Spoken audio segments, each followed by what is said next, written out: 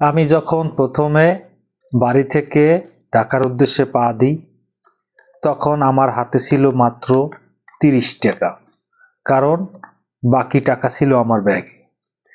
এরপরে আমি বরিশাল যাইতে আমার বাড়ি থেকে ভাড়াই মাত্র ৩০ টাকা। ঠিক আছে, আমি এরপরে ঢাকা যাই, লঞ্চে করেই গেছি। যাওয়ার পরে আমার ইন্টারভিউ হয় সকালবেলা। ইন্টারভিউতে আমি সিলেক্টেড। তারপরে বলে যে আপনি চলে যান এখন। পরে আমি চলে আসমু।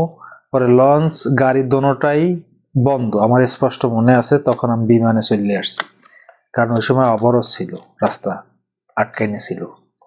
পরে এক সপ্তাহ পর আমারে ফোন দেয় যে আপনি তো আমাদের কোম্পানিতে অফিসার পোস্টে পোস্ট পাইছেন, আপনি এখন আমাদের কোম্পানিতে যোগ দেন, আইসা কোম্পানিটা একটু খাড়া করেন। পরে বললাম ওকে ঠিক আছে। আমি গেলাম সকালবেলা, আমার হাতে একটা বেলসা আর একটা কর্নি দিয়ে বলে আপনার কাম হয়েছে রাজমিস্ত্রি। আমি বললাম ওকে, কোনো সমস্যা নাই, কাম সুন্দর হয়েছে। পরে এভাবে কিছুদিন করার পর আসলে মনে যদি দৃঢ় বিশ্বাস ও মনোবল থাকে, আসলে সফলতা আসবেই। আর এই মনোবল দৃঢ় বিশ্বাস আসলে এর দুইয়ের একটা আমার ভিতর ছিল না। এরপরে এভাবেই কিছুদিন কেটে যায়। এরপরে আমি দেশে চলে আইসে একটা বিজনেস দিই অনেক বড়, সেটা হলো একটা চায়ের দোকান।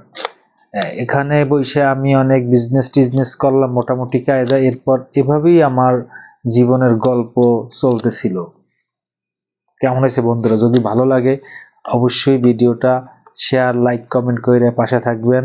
আর উৎসাহ পাইলে অবশ্যই নেক্সট গল্পর ভিডিও আরো এর লাগে অ্যাড করে দেবো ইনশাআল্লাহ। কেমন হয়েছে সবাই জানাবেন।